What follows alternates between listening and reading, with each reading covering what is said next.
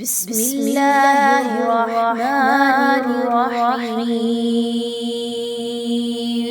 السلام علیکم ورحمۃ اللہ وبرکاتہ۔ آج کی کلاس میں آپ سب کو خوش آمدید۔ امید کرتے ہیں کہ آپ سب صحت اور ایمان کی بہترین حالتوں میں ہوں گے انشاءاللہ۔ آج کی کلاس جیسے کہ ہم نے کہا تھا کہ لسانی مخارج کے حوالے سے ہوگی، یعنی وہ مخارج جو زبان سے ادا ہوتے ہیں، وہ نکلنے کی جگہیں جہاں سے ڈفرینٹ لیٹرز زبان کے ذریعے سے ادا کیے جاتے ہیں، زبان کا عمل دخل اس میں زیادہ ہوتا ہے۔ تو آئیے اس ٹاپک کو سٹارٹ کرتے ہیں۔ سب سے پہلے آج کی کلاس میں ہم جو مخرج سیکھ رہے ہیں وہ ہے قاف اور کاف کا مخرج۔ یہاں سے قاف اور کاف کیسے ادا ہوں گے زبان سے، اور کون سے حصے ہیں ایسے ہمارے منہ کے کہ جن کا عمل دخل ہوگا، اس سلسلے میں آئیے اس کو سیکھتے ہیں۔ مین اور اہم بات کہ قاف جو ہے، جس کو یہ آپ کے سامنے لکھی گئی ہے نقطوں والی قاف، اس کو حروف مستعلیہ کا یہ حصہ ہے، یعنی موٹے حروف میں سے ہے، تو یہ ایک مفخم حروف ہے، یعنی مفخم حرف ہے، یعنی موٹا پڑھے جانے والا حرف ہے۔ اس کے مقابلے میں جو کاف ہے کش والی، اس کو باریک حرف کہا جاتا ہے اور یہ باریک ہی پڑھا جاتا ہے۔ تو سب سے پہلے یہ چیز کلیئر کر لیجئے کہ قاف کو آپ نے اچھے طریقے سے موٹا کر کے پڑھنا ہے، اور کاف جو ہے وہ باریک عام نارمل انداز میں پڑھی جائے گی۔ بہت آسان مخرج ہے قاف اور کاف کا، بہت کلوز ہے، لیکن سمجھنے کی ضرورت ہے، تو انشاءاللہ بہت اچھے سے سمجھ آ جائے گا۔ بس ذہن کو حاضر رکھیے اور توجہ کے ساتھ سنیے۔ سب سے پہلے ہم قاف کے مخرج کو دیکھیں گے، یعنی کہ جو موٹی والی قاف ہے حرف مستعلیہ، اس کو دیکھیں گے۔ تو اس کا مخرج یہ ہے کہ آپ نے اپنی جو زبان کی جڑ ہے، آج اس کی طرف توجہ رکھنی ہے، یعنی اقصی لسان۔ اقصی لسان ہم نے سیکھا تھا نا کہ اقصی دور کا حصہ، یعنی کہ آپ کی زبان کی جڑ، بگننگ، اس کو دیکھیں گے۔ تو جو زبان کی جڑ ہے، زبان کا بالکل آخری سرا ہے، وہ جب اوپر کی جانب اٹھے گا اور اپنے سافٹ پیلٹ کے ساتھ لگے گا، جی ہاں سافٹ پیلٹ، نرم تالو جس کو اردو میں کہا جاتا ہے، یعنی زبان کا جو آخری حصہ ہے جس کو اقصی لسان دور کا حصہ کہا جاتا ہے، اگر وہ اوپر کے نرم تالو کے ساتھ لگے گا، سٹرکچر آپ کے سامنے جو موجود ہے پکچر، اس سے آپ کو ضرور سمجھ آ رہی ہوگی کہ زبان کا جو آخری حصہ ہے وہ اوپر اگر سافٹ پیلٹ کے ساتھ لگے گا، یعنی نرم تالو کے ساتھ لگے گا، تو قاف کی ادائیگی ہوگی۔ جیسا کہ ہم نے پہلے شروع کی کلاسز میں سیکھا تھا کہ کسی بھی حرف کا اگر آپ کو مخرج فائنڈ آؤٹ کرنا ہے، نکلنے کی جگہ نکالنی ہے، تو آپ کو اس حرف کو ساکن کر دینا ہے، یعنی اس پر جزم لگانی ہے، اور اس سے پہلے حمزہ متحرکہ لگا دینا ہے۔ تو اگر قاف کے اوپر ہم جزم لگائیں اور اس سے پہلے حمزہ لگ جائے تو کیسے پڑھا جائے گا؟ حمزہ قاف زبر اق، اق، اق، اق، اق، اق، اق، ق، ق، ق۔ یہ جو ق کی ساؤنڈ ہے، یعنی زبان کا آخری حصہ اوپر سافٹ جگہ سے لگ رہا ہے، اگر آپ غور کریں تو نرم حصے سے لگ رہا ہے۔ زبان جب اٹھ رہی ہے یا چپک رہی ہے تو نرم حصے کے ساتھ لگ رہی ہے، سخت حصے کے ساتھ نہیں لگ رہی، ہارڈ پیلٹ کے ساتھ نہیں لگ رہی، یاد رکھیے سافٹ حصہ، سافٹ پیلٹ کے ساتھ۔ تو پھر قاف کی ادائیگی کی جائے گی، اق، اق، اق، ق، ق۔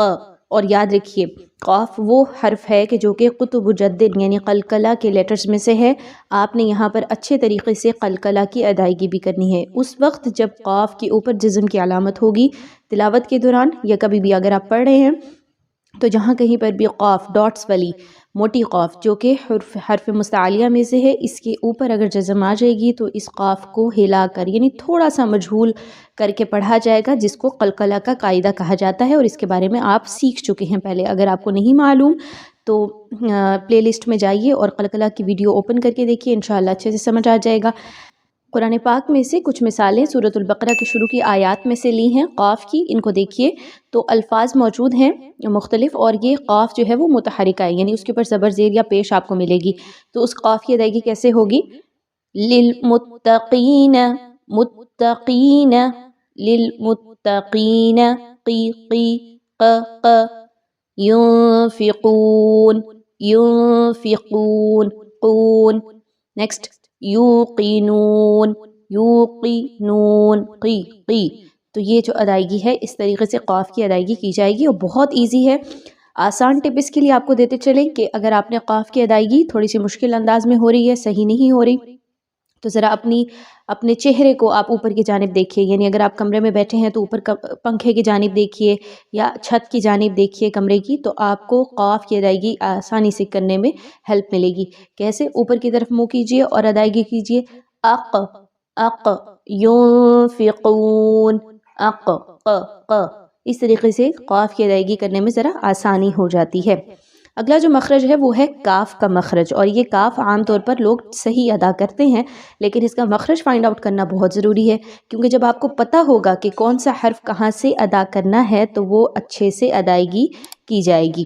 تو بہت ایزی ہے، دونوں کا مخرج آلموسٹ ملتا جلتا ہے، بس ایک بات جو بہت اہم ہے وہ یہ ہے کہ زبان کا جو آخری حصہ ہے جس کو ہم نرم تالو کے ساتھ ملا رہے تھے، اب آپ نے اس کو سخت تالو کے ساتھ ملا دینا ہے۔ زبان کا آخری حصہ اوپر کی طرف اٹھائیے اور سخت اس کے بمقابل تالو جو سخت تالو ہے اس کے ساتھ ملائیے، تو کاف کی ادائیگی ہوگی اک اک اک اک اک اک۔ کلیئر ہو گیا؟ زبان اوپر کی طرف جا رہی ہے، بالکل زبان کا آخری حصہ جڑ جو ہے وہ اوپر اٹھ رہی ہے اور وہ جا رہی ہے سخت تالو کے ساتھ، تو پھر کاف کی ادائیگی ہوگی۔ اور ہم نے سیکھا ہوا ہے کہ ہم اس حرف کو اگر ساکن کر دیں تو اس حرف کا اچھے طریقے سے مخرج فائنڈ آؤٹ ہو جاتا ہے، تو اگر حمزہ کے ساتھ کاف کو ساکن کر کے پڑھیں تو اک اک اک اک اک اک، اس میں آپ کو ایک ساؤنڈ آ رہا ہوگا کھ کھ کا، اک اک اک اک اک، یہ آ رہا ہے۔ یہ ساؤنڈ جو ہے یہ ایک صفت کی وجہ سے آ رہا ہے جو کاف کی صفت ہے، جس کو حمز کی صفت کہا جاتا ہے۔ آپ نے پچھلے قرآن پاک کے جو لیسنز ہمارے آ رہے ہیں سورۃ البقرہ کے، ان میں ضرور یہ نام سنا ہوگا، اور انشاءاللہ آنے والی کلاسز میں جب ہم صفات کا ٹاپک سٹارٹ کریں گے تو ہم اس خوبی کو، اس صفت کو ضرور سمجھائیں گے، آپ تک ضرور بتائیں گے۔ ابھی آپ یہ یاد رکھ لیجئے کہ جو کاف کی صفت ہے وہ ہے حمز، قلقلہ نہیں ہے۔ بہت سے لوگ یہاں پر حمز سنتے ہیں تو ان کو ایسا محسوس ہوتا ہے جیسے قلقلہ ہے، تو وہ کیسے پڑھتے ہیں؟ جیسے اللہ اکبر اکبر، کاف کے اوپر دیکھیں نا، کاف کے اوپر جزم ہے، جزم کی صورت میں اب یہاں پر حمز کی خوبی ہوگی۔ حمز کی خوبی کیا ہے کہ آپ نے تھوڑا سا آخر میں ساؤنڈ پروڈیوس کرنا ہے جو جاری رہنے کی طرف آواز لگے کہ آواز جاری ہے، لیکن پھر آپ نے روک دینی ہے۔ اک اللہ اکبر اکبر اک اور اک، اس میں فرق ہے، یاد رکھیے۔ حمز کرنا ہے، قلقلہ نہیں کرنا۔ قلقلہ آپ نے موٹی قاف میں یعنی جو ڈاٹس والی ہے اس میں قلقلہ کا اصول فالو کرنا ہے، اور اس میں آپ نے حمز کی خوبی کو لانا ہے۔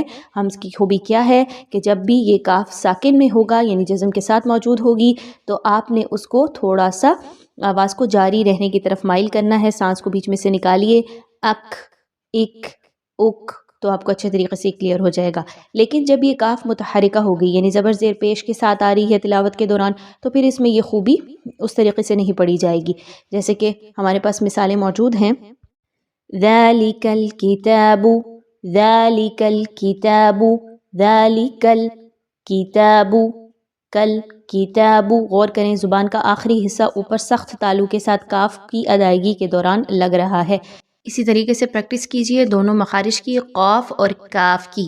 امید کرتے ہیں کہ آپ کو اچھے طریقے سے یہ کلیئر ہوا ہوگا اور آپ تک یہ پہنچ گیا ہوگا۔